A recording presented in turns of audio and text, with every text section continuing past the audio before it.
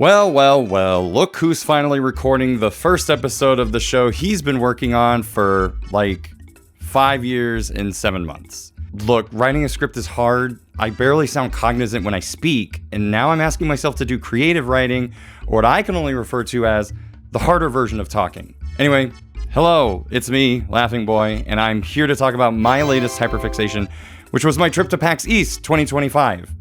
I mean, I say latest, but let's face it, PAX East was all the way back in like May. Tickets are already on sale for 2026. So then, why am I trying to talk about it now?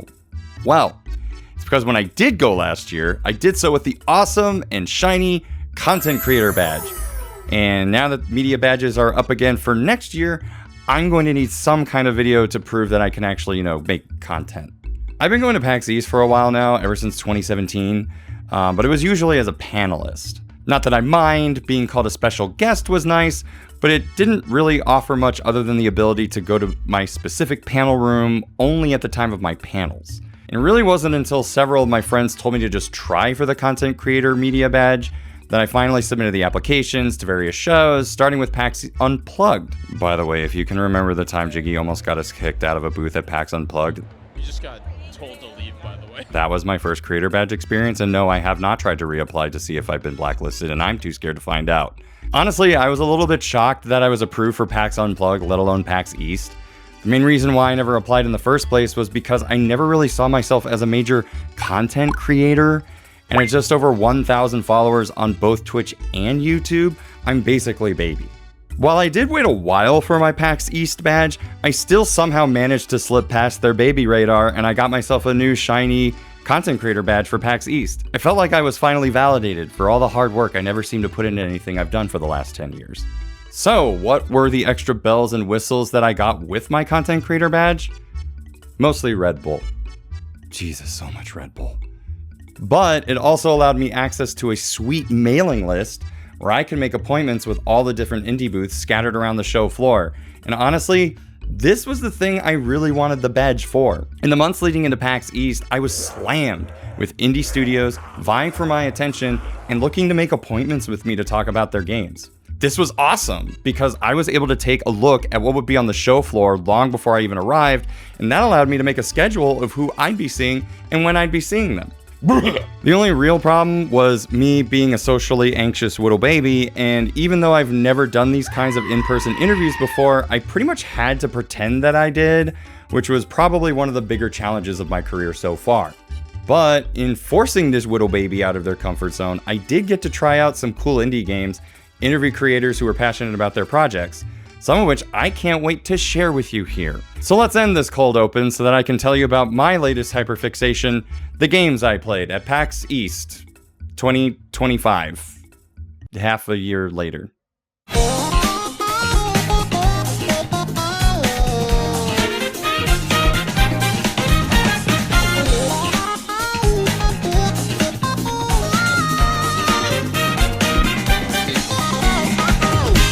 So one of the first games that we actually checked out was Spider Lilly from Falsework Studios.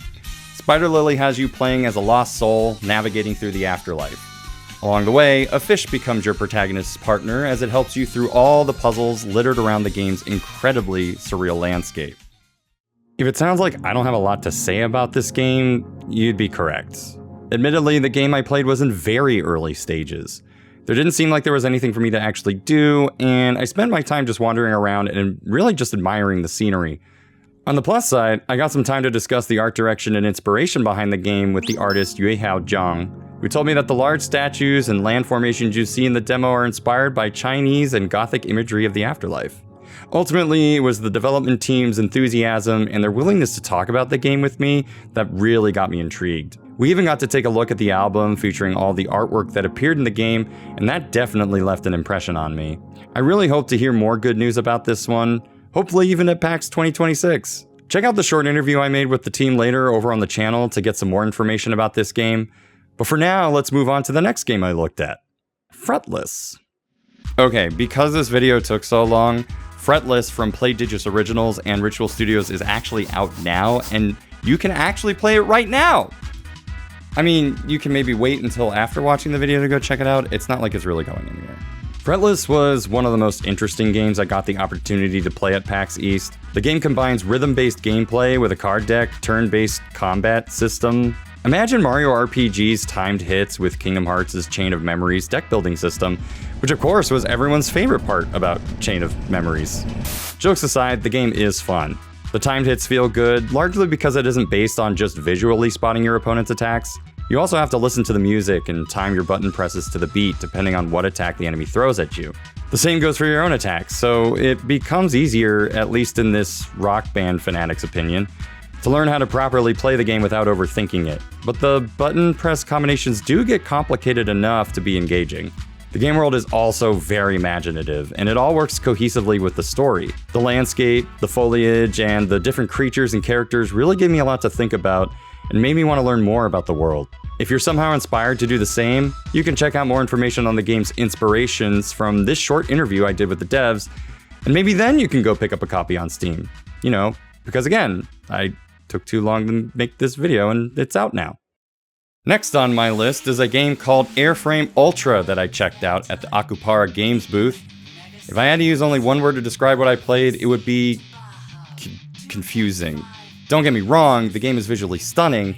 It kind of is like a love letter to the original Twisted Metal games, with a dash of Wipeout or really Extreme G for my N64 viewers. The game really does look like a PS1 game made with all the modern amenities, including a CRT monitor effect and a smooth 60 frames per second.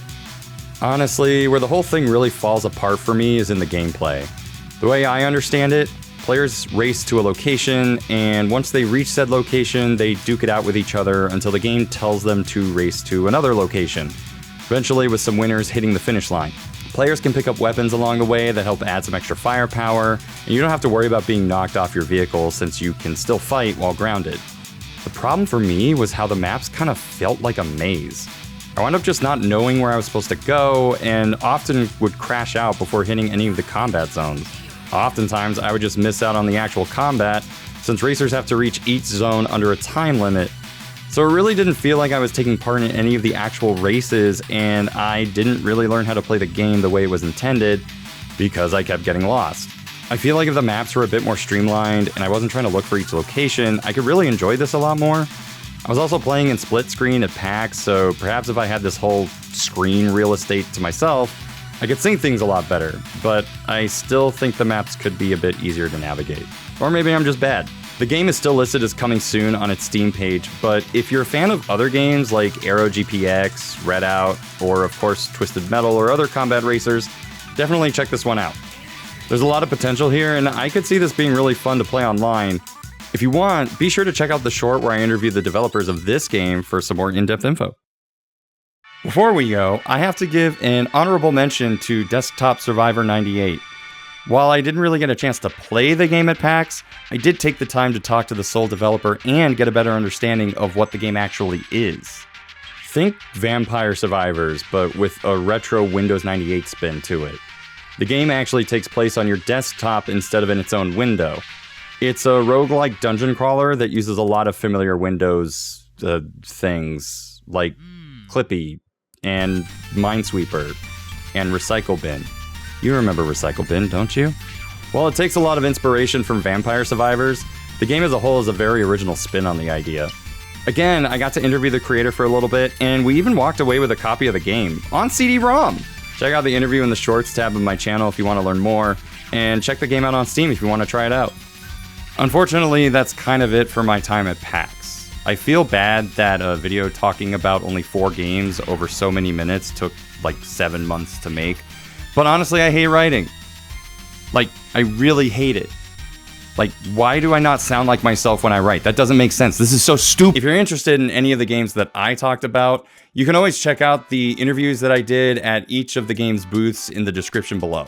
As for next year, what I really hope to accomplish is checking out more games, talking with more indie developers, and maybe even saucing it up with some bad games.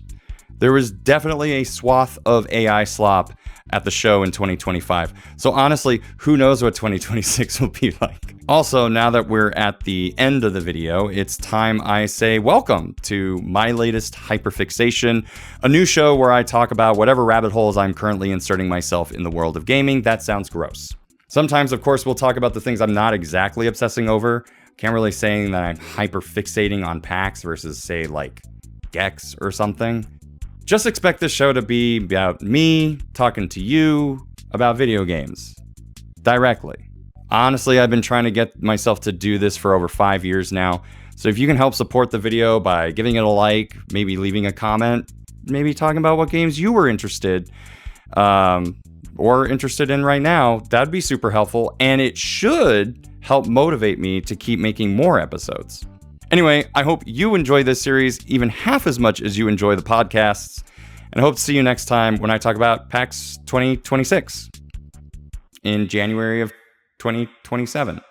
Okay, thanks, bye. Again, I just want to say thank you so much to everyone who actually stuck around to the end of this video. If you want to help support this channel and this new video series, just liking the video, leaving a comment, like I said before, would really be helpful. Or you can help us financially by becoming a member, like at the time of this writing, Garthon6, Wolfboy008, Marble Clyde, Zach Wood, Black Panther, and Sarah Susie Cakes.